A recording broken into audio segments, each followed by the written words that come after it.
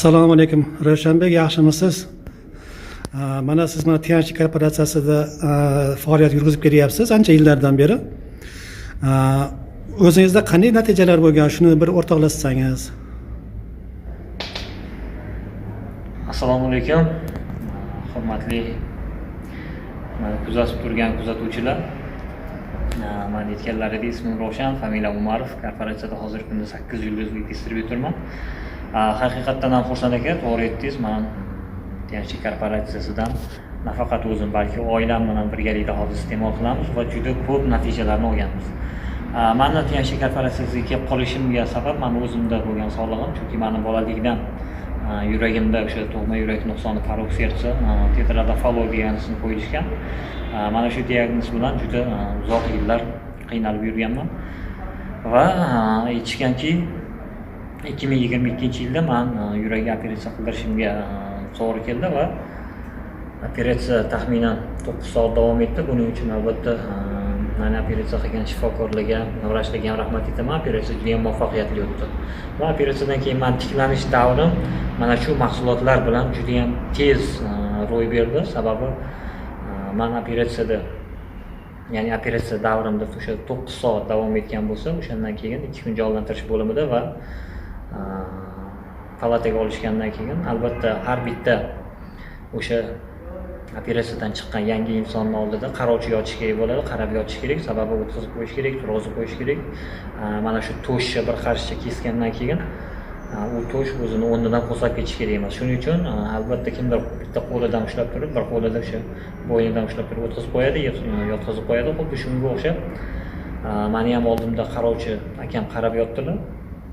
Va men o'zimni ustozimga murojaat qildimki, ustoz, menga detoksifikatsiya bilan Tianchi korporatsiyasi ishlab chiqargan detoksifikatsiya bilan sink kerak degan paytimda menga detoksifikatsiya bilan sinkga olib borib bergan paytlarda men buni ikkalasini birga aralashtirib iste'mol qilishni boshladim va 2 kundan keyin oldimda yotgan qarovchiga men ruxsat berib yubordim. Sababi meni tiklanish davrim juda ham tez va juda ham yaxshi bo'ldi. Sababi bu yurakga mustahkamlaydigan detoksifikatsiya va o'ziga bo'lgan ishonch beradigan sink, ya'ni ruh moddasi ham deyiladi. Mana shuni iste'mol qilgandan keyin menda juda tez tiklanish bo'ldi va operatsiya qilgan o'sha palatniy vrachim keladi har kuni men bilan birga yotgan operatsiyadan chiqqanlarni hammaligini tekshiradi-da. Shu bilan men oldim kelganda uzoqroq tekshirib, siz boshqalarga qaraganda juda ham tez tiklanyapsiz, tez yaxshi bo'lyapsiz degandan keyin men bu gaplarni eshitib xursand bo'ldim va menga yana ruxsat berishdi 15 kundan keyin. Va men bilan birga 8 kishi chiqib ketdik больницаdan. Mana shunda 3 oydan keyin qayta ko'rikka kelasizlar deyishdi. Men bilan birga, ya'ni 8 kishi chiqqan bo'lsa, men bilan 9 kishi больницаdan chiqib ketdik. Va endi har o'sha больницada yotgan paytimda u palatada kim yotibdi, kim otasiga qarab yotibdi, kim onasiga qarab yotibdi, hammasini inson tanib qolar ekan. Va kelishib oldikki, har birimiz davay 3 oydan keyin bir vaqtda kelamiz deb, ham bir-birimizning holatimizni bilamiz, ham ahvolimizdan xabardor bo'lamiz deb kelishib oldik bir vaqtda kelishga. Chunki yurakga hujayralari har 3 oyda yangilanar ekan. 3 oydan keyin qayta ko'rikka keldik. Vohidov nomidagi o'sha xirurgiya markaziga.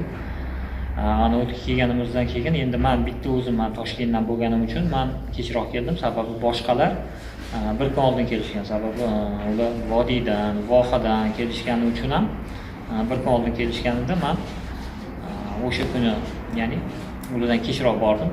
Borsam kimlardir kirib chiqqan, tekshiruvga kimlardir endi kiradi. Kirib chiqqanlardan so'radim, ahvolingiz qanaqa ekan? Desa, meni ahvolim yaxshi emas ekan. 3 oy pastilniy rejimda yotishim kerak ekan. Yana qayta ko'rikka kelar ekanman. Keyinga kirganlardan so'radim, siz ahvolingiz qanaqa ekan? Yuragim hali yaxshi tiklanmabdi. Mana bu dorilarni ichishim kerak ekan. Mana shunaqa gaplar hammaligi. Men kirdim ekokardiografiyaga. Ekokardiografiyaga kirganimdan keyin meni uzoqroq tekshirdi va tekshiruvdan o'tganimdan keyin aytdiki, juda ham holatingiz zo'r. Xohlasangiz yana 3 oydan keyin keling, xohlamasangiz kelmasangiz ham bo'ladi degan gap ketgandan keyin men yana xursand bo'ldim.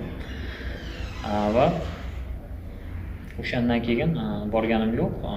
O'zim uchun qani yuragim qanaqa ekan, nima bo'lyapti ekan degan fikrda keyin men 2024-yil 2024-yilda yoz oylarida borib ko'rdim va yana tekshiruvdan o'tgandan keyin men bildimki, meni yuragim haqiqatan juda ham zo'r ishlayotganim, juda ham zo'r o'zimni ko'nglimdagidek o'sha nima deydi, yaxshi natija olganimdan juda ham xursand bo'ldim. Albatta shuning uchun hammaga tavsiya qilaman, Tiyanchi korporatsiyasi mahsulotlaridan iste'mol qilinglar, ichinglar va sog'lom bo'lishinglarni men hammanglarga tavsiya qilib qolaman. Rahmat hammanglarga. Rahmat, Alloh rozi bo'lsin.